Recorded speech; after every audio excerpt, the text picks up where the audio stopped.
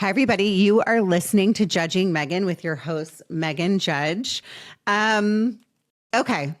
So today I'm really excited about this guest. We're approaching Mental Health Awareness Month, which is May.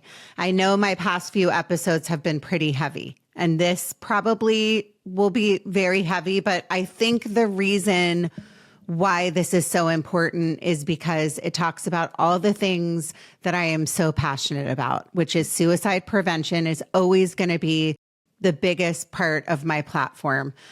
So mental health, anything to help people that might be struggling with their mental health. That's the whole point why I do this podcast. Also, selfishly, I like to meet people like Dr. Corona, who we're going to meet today, because I learned so much from my guests. And then I carry it with me, and I'm a mom, so I learned so much about parenting and all the things that I want to learn about. I will say this. There's a lot of really heavy things going on in the world right now. I know that there's a lot of people struggling.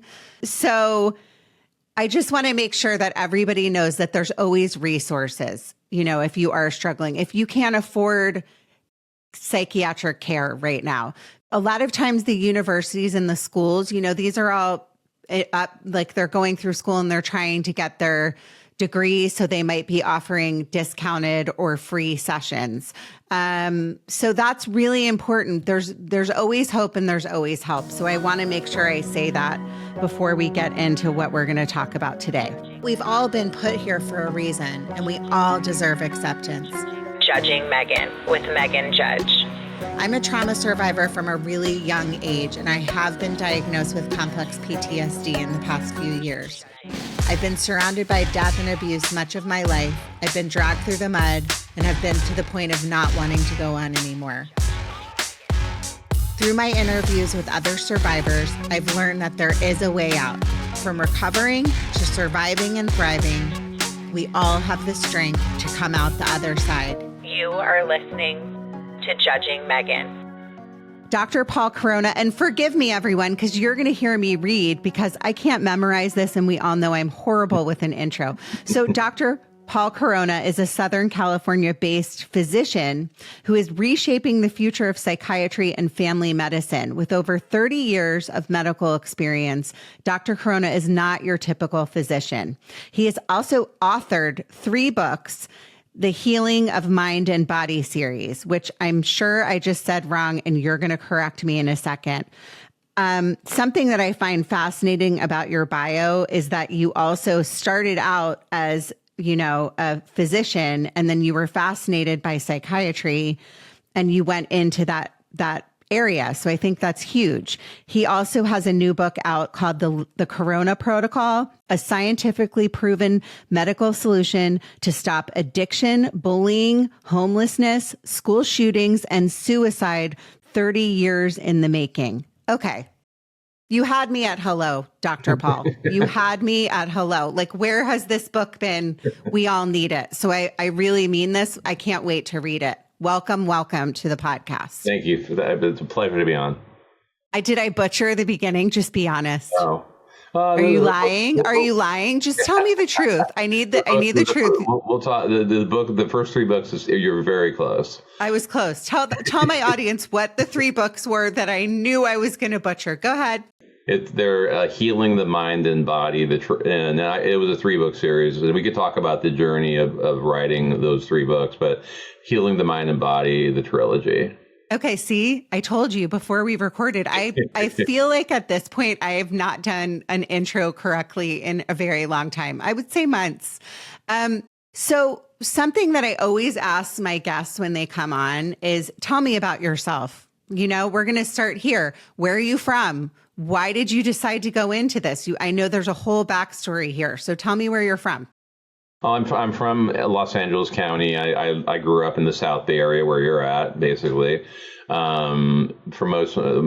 all my childhood and through high school. And then I went to USC for college. And then I went to New York for medical school.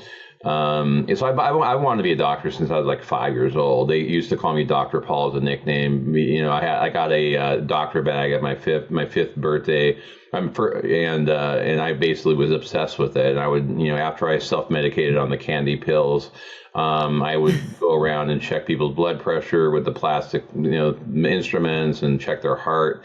So, I've never wavered. That's just always what I wanted to be. I'm not sure why, it just was. So, and when I was in medical school, I didn't really know exactly what I wanted to do because I liked everything. I liked psychiatry. I liked pediatrics, OBGYN, and adult medicine, everything. And so I decided I didn't know if I wanted to do anything full time. So I became a family doctor. I came back to LA after New York for 4 years, did my residency in family practice, 3-year program in LA. And then moved down to Orange County where I'm currently at. So what happened is, in the early 90s when I started, some new medications started coming out. After the SSRIs, the first 3, Prozac, Zoloft, Paxil, and I had some decent experiences with them, but some side effect issues. And then Effexor came out. So the first medication that worked also on norepinephrine. And that's what really started me on this journey, because I started to see a difference in my patients physically, which was really shocking to me, that people were saying to me, my neck, my back pain, my headaches, my fibromyalgia, my irritable bowel syndrome, all these things are getting better since you give me this. And I've had this stuff for years. And I thought, what is going on? The company never talked about this. And their anxiety was better, not just the depression. And I thought, this is bizarre. And so I started doing more and more of this in the 90s. I started understanding bipolar disorder. I started delving deeper and deeper. And I was shocked that I wasn't reading about what I was doing. Other doctors weren't having the same experience I was. A simple way of looking at it is that as a family doctor, we think about the body and not so much the brain. Mm-hmm. Psychiatrists think about the brain, but they don't really train on the body. So I think with my training and my interest in mental health, it kind of led to this whole mind-body connection, stress affecting. And I started seeing, stress is causing physical problems for people, especially like pain and things like that. And so I did so much of this in the 90s that around the year 2000, I decided, I'm doing so much of this. I'm making a bigger difference in people's lives. I kind of just gave up on family medicine and moved into this full time. And then 2002, I thought, still 10 years after I started practice, I got to do something about this, because I'm not reading anything about this. And why is, so I decided to start writing a book. Now, when I started writing my first book, Healing the Mind and Body, mm-hmm. I didn't realize it would keep going. I thought it would be one book. And then after 4 years, it was 800 pages. And I thought, okay, well, this is definitely 2 books. And then after 4 more years of writing, it was another 800 pages. Like, okay, well, now it's have to be a 3rd book. So it was like a 12-year journey, 1,200 pages of material for the first 3 books. And I had a lot to say, obviously. And then I thought, okay, what I really need to do, because even after I wrote them, I thought, I'm still not hearing about it. I'm still not reading about it. I read psychiatric textbooks. I read journals, and it's like nobody's talking about this. So I thought, I have to do something about it. So then I wrote 2 books for doctors. So I want to teach. So I wrote 2 books. I'm currently editing them. I'm going to release them this year, because I want to teach doctors how to do what I do. And after those 2 books, I thought, okay, I want to write one more book. But the Corona Protocol, the recent one, which has been the biggest hit so far of my books, it's basically storytelling. I decided I wanted to write more. I love fiction reading. So I decided, so it's basically 30 original short stories about people who suffer with different conditions, mm-hmm. Including PTSD and anxiety, depression, bipolar, ADD, eating disorders, schizophrenia. So I cover a lot of ground, narcissists, sociopaths. And then all the subtitle things you read, all those things. So basically what I do with the book is I talk about a subject, and then I go right into the story about a person that has it. And a lot of the stories are based on patients I've seen. Some of them are just based on my imagination. But that's what I think this book is. It's like half fiction, half nonfiction. And so I think that's why I think people have gotten into this book, because they really get into the stories. And so after this year, I'm done writing. I've done enough. Are you sure about that? You don't look like you're positive. I'm fascinated by everything you just said. Yeah. One thing I do have to say is, being a parent, of children and the like going through, COVID and all the things that we're living with right now. I think it's so important that, family doctors or physicians are trained more in the brain because, like you said, it's all connected. Okay. So I'll give you an example. I used to work in sales. I was in a very high stress sales position. Mm-hmm. I was constantly, and then I started getting really bad panic attacks, which was, again, part of like all of my stuff stemming from childhood. Mm-hmm. But it was like manifesting into different things, like you said, like the panic attacks, aches and pains and all of these things. And I was very reluctant about going on medication. Okay. And I think for me personally, I'm not on anything right now. But I have been on medication and I went on Zoloft at the time and it made a really big difference for me at that period of my life. Mm-hmm.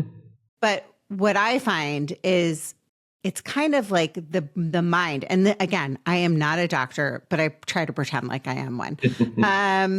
But I'm not smart enough.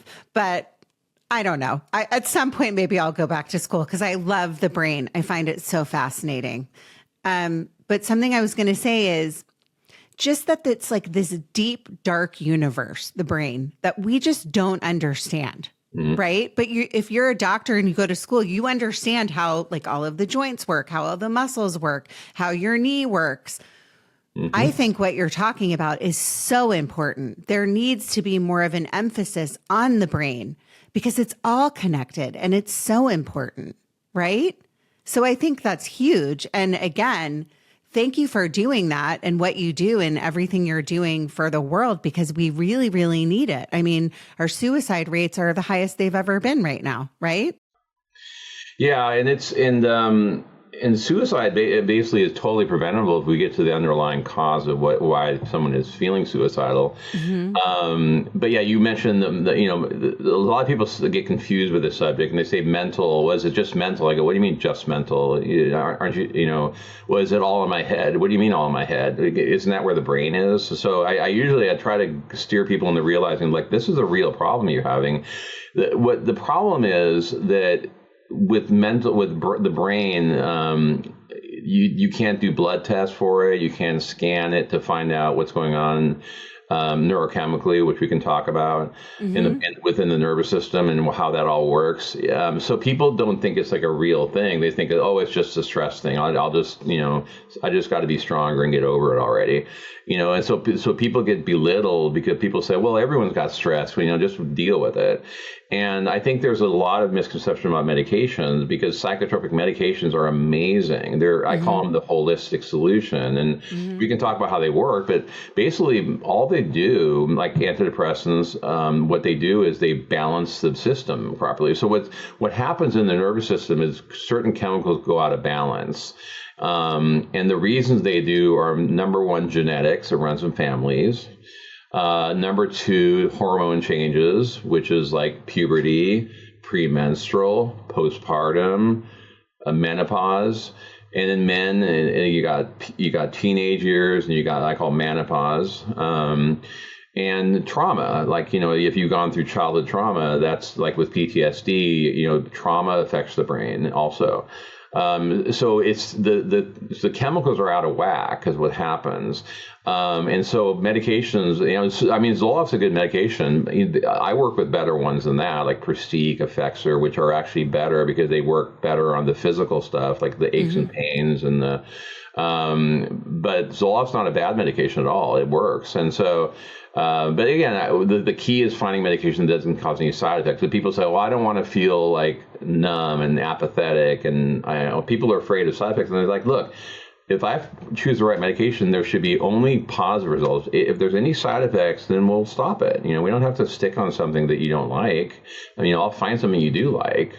Or what I often will do is put medications together. So if something like is really helping the anxiety, but it's starting to cause problems with motivation and energy, then I'll add Wellbutrin, boosting dopamine. So the Corona protocol basically is a quick, I work very quickly with people. I don't sit around and like, okay, well, this medication will take 4 to 6 to 8 weeks to work. And then so a lot of psychiatrists and they work very slowly, and it takes months and months to help people.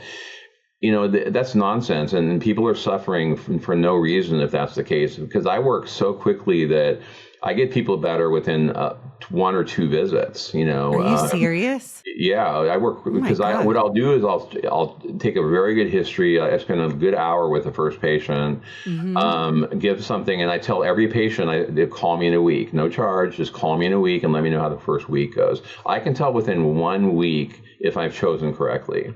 And then what I do before the follow-up visit, maybe a few weeks later, is I'll say, okay, you know what, adjust the dose, go up here, let me add this before I see you. Or a lot of my visits since COVID are on the phone or Zoom.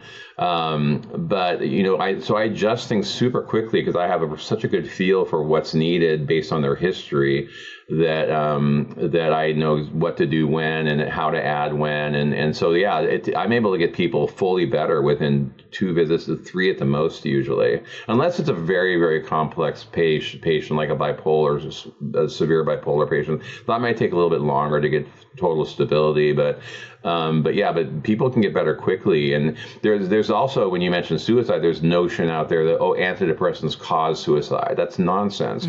That's the government stepping in and saying that years ago, and that's kind of stuck in people's mind. It's like, well, if I looked it up online, it says, or if I watched that TV commercial that talks about suicide. Well, that's nonsense. The antidepressants decrease suicidal thinking, not increase. The exception would be if it's misdiagnosed and the person has bipolar disorder and the antidepressant makes them manic, and then that's maybe a different story, but that's just a misdiagnosis. And so it's a really important subject because, the worst outcome obviously is suicide. So, but, of over 30 years of practice, extremely rare suicide of my patients, I love hearing that because it's interesting. We talk with you're coming on. Last week I did an episode with a wonderful lady, and she has a new book out. And she lost her son. It's called Blackbird, and she lost her son to suicide in 2022. And in the episode, we talk about how he was struggling, and he called her and he went into therapy at school, and she went and drove and saw him and told the whole story, and he seemed to be doing better. But the piece of it that she talked about is like, I said to her, actually, it seems like you did everything right. Okay. But then I asked her, and again, I don't think people realize I'm a mother. We're also paranoid about what these drugs are going to do. I'm even paranoid because I, as a child, was kind of forced into being put on Prozac. And so my entire life, I've kind of run from, even though I know I've needed it at periods of my life, and maybe I do need it permanently, but I'm just like so afraid of it and what it's going to do and how it makes me feel, that it's kind of that imprint in my mind. And I think for men and boys in particular, they're so afraid of talking about their mental health because they don't want to be judged. They're all brought up in this, in our world where they're taught, you be strong. Don't talk about what's wrong with you. You're going to be okay. Like, we don't talk about these things. And that therefore we have all these issues with young boys and men, right? Absolutely. So, it's harder with men, and it's much more difficult with men because, like you said, the macho thing, don't display signs of weakness. That's for women. So it's much more difficult to treat men. Women are much more open and communicative than men are, and in general, not just saying everybody, but in general, women are easier to convince because you guys go through your menstrual cycles, and you see like the week before is not as good as the week after, and you see this changes, and and you're more open to get help. But but I think in his case, if he would have been on medication properly, that could have prevented the suicide. And that's the thing is, with parents to realize that medications are not a bad thing. If your child is struggling, I see a lot of kids, I see a lot of teenagers and a lot of kids, and it really seems to start in middle school with puberty. That's where things start to change. Elementary school, if you have a healthy upbringing, is usually a really happy time. When you go through puberty in middle school, going to high school, that's when things really start to alter. But suicide prevention is, you got to be aggressive with treatment. And I think therapy is good, and that's great, but it's often not enough. What do you say to somebody that is a parent, okay, for example, and they have a child that's being bullied? I know that's one of the parts of your book, or one of the chapters, because you bring up middle school. That's so important. Like, there's so many kids that are bullied, and then it brings on all of these issues, and then they kind of live with it. And if you're not seeing a therapist or a psychiatrist and being medicated, it just kind of can erupt into something else. So can you kind of talk about that?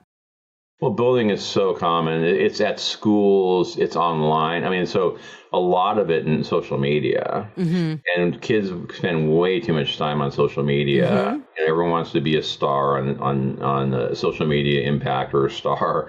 But there's a lot of that. There's a lot of bullying online and at schools. And if a parent identifies it, number one, you got to deal with it right away. Try to identify and talk to the school about, this is unacceptable, what's happening. And so that maybe the school can step in and maybe talk to the parents of the bullies and saying, you're. So I think we got to identify it and do something about it, and get that, the child to learn how to, speak up for themselves. But I think therapy can be really helpful there.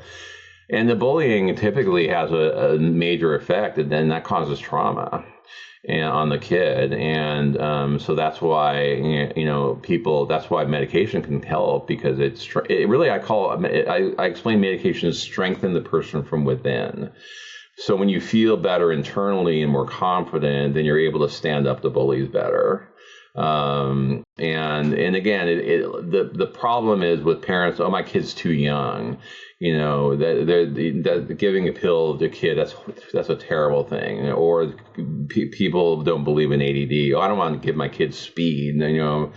Isn't that just like meth? No. So I think a lot of the problem is that parents stand in the way of getting kids treated because they're not 18. And I say, like, jokingly, in a sense, I don't want to discriminate against people based on their age. Mm-hmm. That they can't get help until they're 18. And so it's bullying is a huge problem out there. Including the other things I talk about with the addiction and all that stuff, and suicide, like I mentioned, and school shootings, which is horrible. So and you're right. In this day and age, it's just things are getting worse. It's a stressful world. It's the whole pandemic issue was a disaster. Totally mismanaged, in my opinion. Closing the schools for a couple of years was a total mistake. So everything got worse because now kids are behind. They're behind in their grades and their academics now because of that shutdown. And so it's a whole bunch of stuff that contributes. Do you think too? I don't think my daughter would be mad at me for this, because there's so many parents that struggle with this. But, I made the mistake in 6th grade. I think I was the last mom, and my husband and I were the last parents to get my daughter a phone. Okay. So we finally caved and we got her a phone. And I think it was, because she was in 5th during COVID. So we got her this phone, and then here's this happy kid that we had, that even though it was COVID, she still was like into the same things. Like, she loved animals and she wanted to be a vet, and she had all these things that she was looking forward to. And then we made the deadly decision to get a phone for her. And then what I think has happened is she's addicted to it. I mean, she truly, truly is. And if we try to take it from her, she'll have a nervous breakdown. Like, she cannot apart from this thing. Yeah. And it's the phones are so horrific. Like I can't even, and I have a fully formed brain. So if I'm on Instagram, for example, or something, and I scroll through and I'm like, I wasn't invited to that dinner. What? Exactly. And then she's sitting here like 15 years old and looking at filters and all of these things. This is horrific. So what would you say to like moms? I know there's so many books out right now about like, the phones and all of this, like Jonathan Haidt's book, but tell me a little bit about what your thoughts are on that. Well, again, I agree. I think the phone, it becomes very addictive, and you're right, exactly what you said. They go on and they're like, hey, these people seem like they're having such great lives. Everyone looks really well. Everyone wants to put their best face forward on the social media, of course. Oh my gosh, what? I didn't get invited to that party. How come, why? So they basically start feeling less than, and then, these people have so much more glamorous lives than I do. And I'm a believer that you don't get the phone until the kid's ready, maybe later in high school. At some point, the kid's going to get a phone. That's just the way it is. And then they say, well, not my 11-year-old, not until she's like 25. I agree. I'm joking, but I will not get her a phone until she's in high school. After right, I think high school is more appropriate, but even in high school, it's going to be a problem potentially. It's a huge issue now with video games, especially boys. Boys more common with video games, but they spending. When I was younger, you go out and play, you ride your bike, you get with your friends. Now these kids are like in their house hours and hours at a time with video games, and so a responsible parent, like I talked to a parent the other day, and she said that she with my son. The rules are, okay, you get your homework done first, and I want to check your homework, make sure you did it. Then I give you 1 hour, and that's it. You're done. That's it and then on the weekends maybe a couple hours, but that's it. Go play, go do something, get out of the house, get some fresh air. So these kids like spend too much time, and also with males, especially these violent video games and fighting and killing on video games, and I think it numbs them to violence, I think. And so, so I think it's definitely a whole different era now with modern technology. AI is going to change everything, but yeah, it's a big problem. And I think it's tough as a parent. I'm a parent of 2 kids and but when but they're in their later 20s. So, when they were that age, the phones weren't as big as they are now. So we didn't have that much of more decisions to make then. But yeah, it's a major problem, and it's tough for parents because your kids are going to say, well, my friend, their parents letting them do, and like, well, they're not your parent, I am. So that's fine, whatever for them, but I make decisions in this house for you, and that's my responsibility. So it's a tough job being a parent, because you have to make tough decisions for the best interest of your child. Yeah. Do you think that the link, talking about your new book, there's so much stuff linked to what the phones, I believe. I could be wrong. Like I said, I'm not a doctor, but we're seeing the school shootings. We're seeing addiction rise. We're seeing suicide numbers rise. Like, why is it just the world that we're living in and it's so fast paced and everything's being thrown at us? And then you're adding in, I did an episode about AI and how terrifying it is a few months ago. Can you kind of like talk about that? Like, why? Or does it go back to COVID? Like, why is it just everything all at once right now? I think it's the pandemic made everything worse. I saw a definite spike since then. I think people not able to go out as much and socialize, kids stuck at home doing school on the computer, not seeing their friends as much. So I think that started it. And again, like you said, we live in a stressful world. And I think, frankly, the lack of understanding about treatment for these things, that there's really good treatments that I can provide and other doctors who know how to do this can provide. and intervene early. And when, and so, because again, if there's a strong family history and there's strong symptoms, and it's, you got to treat it. I mean, you don't have to treat it, but if you don't treat it, there's consequences. And there's suicide's the worst, obviously, but then the other consequences are just leading a miserable life and dealing with anxiety attacks, dealing with depression, and can't poor sleep, and feel terrible the next day, and all that. I mean, people don't need to deal with that, and I don't usually see many younger kids, because again, this usually all starts more going into the teen years.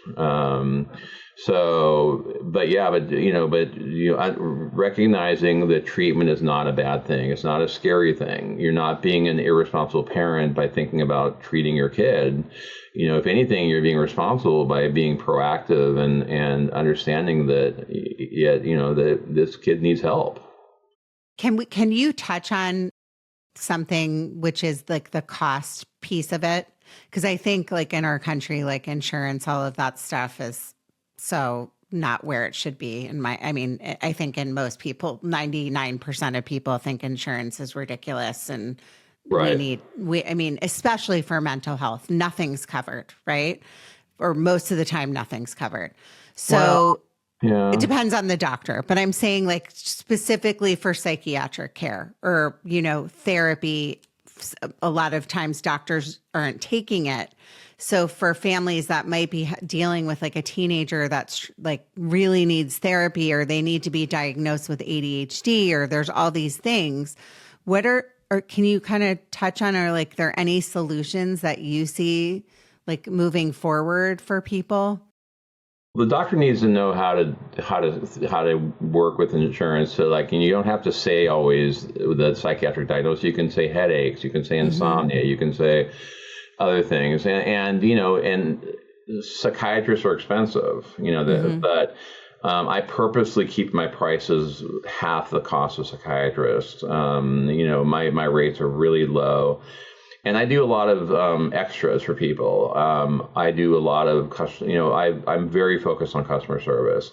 I return every phone call same day, every email same day, which is very unusual in the medical profession. Normally a lot of people say, I can never get a hold of my doctor. They never call me back. So again, I very early on, I show people that by, again, the first phone call a week later, making it very known that, look, if you don't like something, call me. If you're thinking about stopping something, that's fine. But let's talk about something, so maybe we can replace it with something better. So it's really communication, and I try to like spread out the follow-up so to help people financially. So I'm always very cognizant about people's finances, and if they come and see me and they're short on money, I'll spread out the follow-up visits. I'll do more free phone calls for people. And if people have a hard time finding a doctor, I'm available. I'm busy, but I'm always available. And people who aren't in my area, I can do a virtual or a phone visit. I have a lot of patients all over the country who I treat, because with what I do, it's really talking and listening. Mostly listening. Doctors are really good at talking, but we're really not the best at listening. And listening is, I call it, hearing is passive, listening is active. And I talk about this in my book. To listen, it's a very active thing, because you have to really tune into that person and really feel that person. I'm kind of an empath. So I have to be empathic with what I do, because you have to feel what people are feeling, and I'm very feeling, and I get a lot of people that are crying, and because you have to let it out, but doctors have to be aware of people's finances, aware of not overcharging them, and so it doesn't have to be that expensive. So and the medications too. Most of the medications I deal with are cheap and generic, and so we don't have to go with the newer all the ones you see commercials on, Rexulti, Vraylar, Trintellix. They're all more expensive because they're name brand, and so of course they're going to advertise that. But generic products are very good too, and they're much less expensive. And so I try to find out what the finances of the person is, what's affordable for the person. A lot of people get help from their parents or from someone else if they can't afford. And so I think that's huge that you do that, because not everybody thinks like that or does that. But I also think the listening piece is so important. And I think that a lot of times people kind of shy away from going, oh, I don't want to go to a psychiatrist because I don't want to sit there and have somebody writing notes and just like staring at me while I spill my guts. What do you say to somebody like that? And P.S. I've been to many, so I understand it pretty well. And I'll add this too, because I joke about this, but it's kind of like online dating, not like I ever have, because I've been with my husband since my 20s. But I would assume, it's going to take a lot of people to like see if that's the right person to date. It would be the same thing with a therapist or a psychiatrist, correct?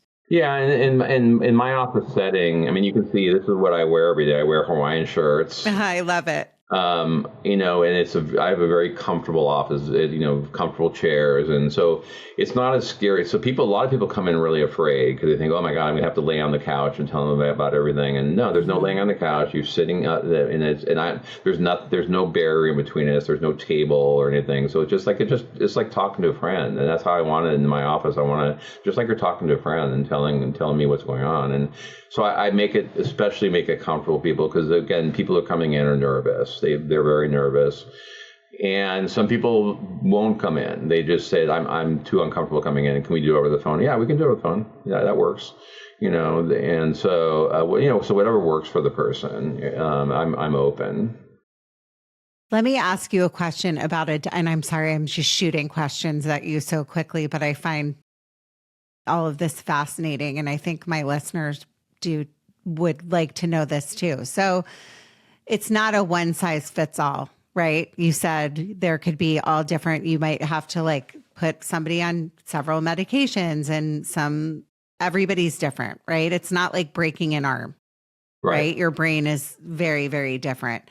What do you say about like somebody that comes in and you can't figure out like exactly where that person is or what they need? Does that ever happen? Like where you're like, I don't really know what this person needs or what kind of medication, does that not happen to you? It doesn't happen. Oh, okay. It doesn't happen. Now, again, there's some exceptions. And yeah, you mentioned basically with me, it's usually a mixture of 2 or 3 is the average medications for my patients. Sometimes it's easy as 1, sometimes it's more than 3. If it's a more complex patient, it might take 4 to 6. But again, these medications are not addictive and they're not dangerous, and they work amazingly well. What was the second part of your question, though? It was important. Oh God, why are you doing this to me? I haven't had enough coffee today. I knew I should have had another cup. The other things what if medications don't work? That can happen. Yeah. So in that situation, what do? Well, I have to really evaluate, is there something else going on? One thing it could be is we call a personality disorder, like a narcissist. We call borderline personality. Now, I was actually just going to ask this, because there aren't specific medications for narcissism or borderline. So talk about that. Or for narcissists, or for sociopaths and psychopaths. Okay. So these are people that have broken personalities. And now they often will have a coexisting psychiatric issue like bipolar, like anxiety. So you can treat that part. And the way I talk about it this in my book, the medication can take away the rough edges of the personality and make them a little bit better. But they don't change the personality is really the core of a person, and it's very difficult to change that. Now, with borderline patients, there is a specialized treatment called DBT, dialectical behavioral therapy. That's the most effective therapy. It's very involved. It takes a long time. Most people with personality disorders don't want to do therapy. They don't think they have a problem. They think everyone else is the problem, not them. So they can't face the fact that they have a broken personality, so they don't do anything about it. So that's the majority of them don't actually treat it with the right type of therapy. And then there's also other things besides medications. So there's, because I talk a lot of my patients about exercise and diet and meditation, yoga, whatever you can do to relax and prayer or whatever people are in, spiritual, and also, and there's some nouveau things on the market out there. Like there's psilocybin, there's microdosing psilocybin, which what is that? The mushroom, magic mushroom. Okay. So I was going to ask, like ketamine therapy, like anything. Okay. What are your thoughts on that? I think that there's a place. I mean, I have seen in some, I don't think it's the first line. I mean, ketamine's gotten really popular since Elon Musk is on it. And it comes in nasal spray. So it's become more popular, and people think it's like kind of cool because it's because it's an anesthetic, and but Matthew Perry died of it, overdosing on it. So it's something it's not. There's some safety issues there. So you have to go to someone who knows how to do it. I don't do the ketamine and psilocybin, magic mushrooms, not the macro dosing where you get hallucinations.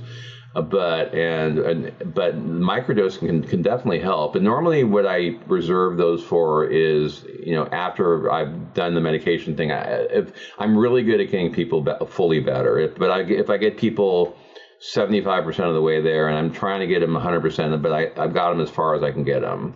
And there's another 25% left. That's where I say, you know what, I have some patients I could talk about where they did the psilocybin and then actually they got way better. And then there's TMS. So there's this machine you sit in, and then you do this. This brain. They kind of puts the electro things through the brain, and so it's kind of a modern form of electroconvulsive therapy in a sense. But that can help for what we call like depression that's really treatment resistant, and medications just don't work. So there are people that medications don't work on, but it's a very rare person. If someone comes in and says, "I've already done the medication thing, it doesn't work for me." That's usually not true. It's just that they haven't been on the right ones, and they've gone to doctors. Most doctors don't know how to combine properly, like I do. They don't know what to do, and so that's why I wrote the 2 books I'm working on now, because I want to teach my methods. But my methods are very work very closely, fine tune things, and what the goal I'm looking for every patient we call remission. Now, what remission means is feeling completely well. So what that means is, I ask every new patient, tell me about when you felt the best in your life. When was that? The most common answers are childhood, if they didn't have a bad childhood issues like you had. And so if they have a really like a Mayberry childhood growing up, that's usually a very happy time until middle school. This other time I hear is maybe late teens, early mid-20s. You have about having fun, you party, you're not married or kid. Most people aren't married and have kids at that point. Don't have as much responsibility. Sometimes it's after having kids. Some people say, you know what, I felt the best after I had kids and raising my kids. Okay. So what I do is find out the time and I write that down. I refer to it later, and I'll ask them later, okay, tell me now, like, you told me before this was the best you felt. Where are you now? If 100% is where I want to get you, where are you? And they'll say, 80%. Okay, good. What's the other 20%? What's missing? And then they'll tell me, I go, okay, let's work on that 20% now. So basically I'm constantly every visit looking to get people to that goal of completely better. Because if you get your neurochemicals balanced properly, that's totally possible. Most people, though, they don't get to that. Most doctors don't know how. They'll put people on Zoloft by itself, and that'll get them 50% better. And people will say, well, that's good enough because it's way better than I was at least. And I don't expect to get much better. Well, people don't expect it because they go to a doctor who doesn't know how to follow up. They don't know what to do next. They don't know how to ask these questions. They don't know what remission even means. And so you have to go to someone who knows what to do and knows how to get you. Don't be satisfied if you're not getting fully better and the doctor says, well, that's all I have for you. I'm sorry. Go see a psychiatrist. Okay. So if you hear that, either go see a psychiatrist who might know better. They usually do, but not always.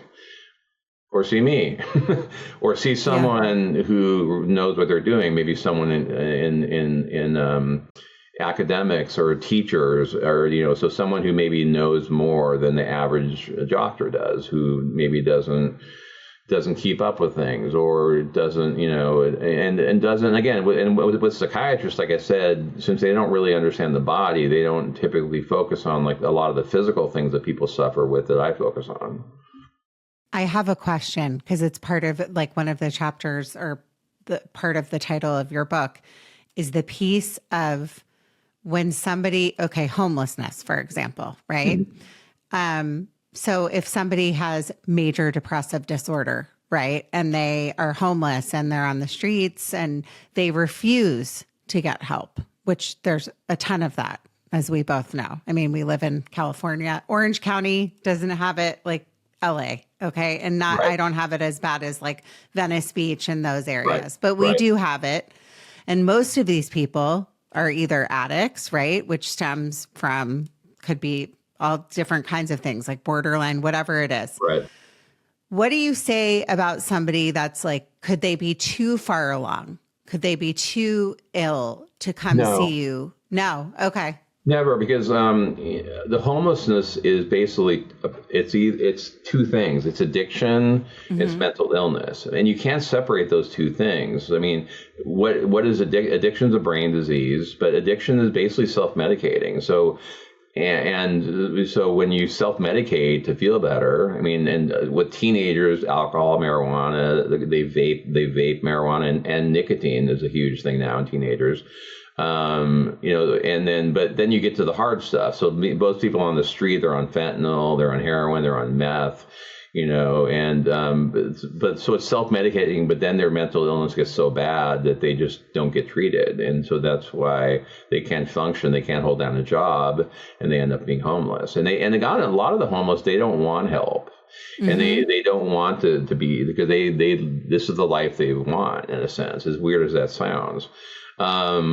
So the solution, I think, ideally you got to get them into treatment, and a lot of people think, you got to force it. You got to get them off the street, get them off the street, get them into treatment, get them into some temporary housing at least while they get treated, and they need to get both things treated. They need to get off their drugs, and they need to get their mental health treated, because if you treat the underlying cause, which is often bipolar, it could be depression, anxiety, then all of a sudden the addiction, the addiction drive is not as high.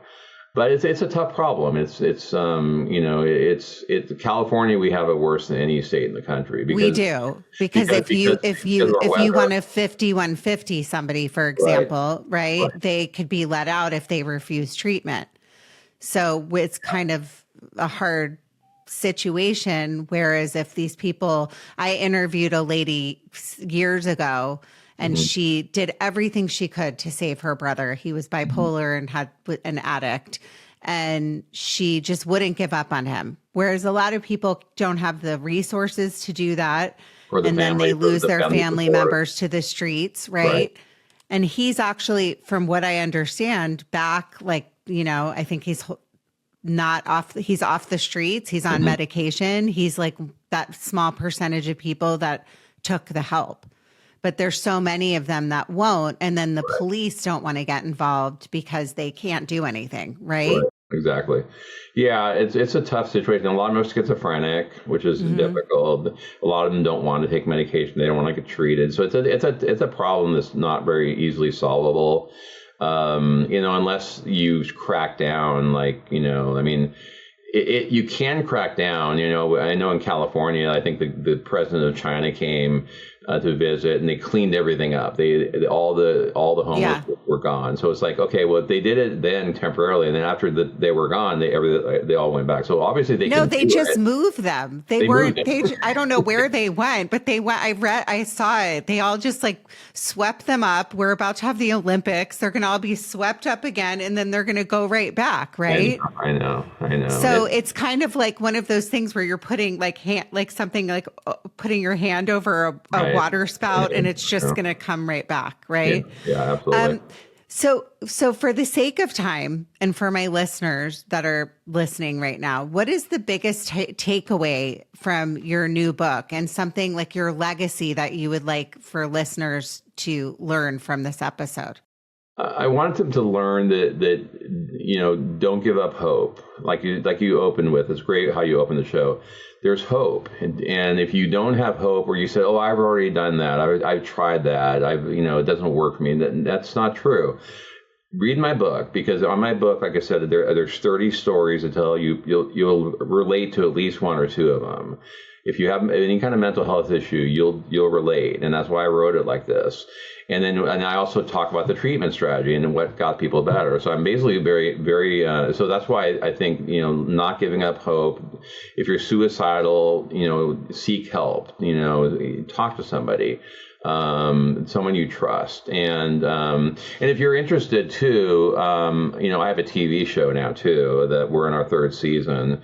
The Dr. Paul show, where basically the majority of the show is patients coming in my office that I people with really interesting stories, and I interview them, and they basically live testimonial. They talk about when I first saw them, what was happening before that, their treatment. So I'm basically from really bad to really good. And on my show, if you want to watch that, I have a lot of stuff on my YouTube channel.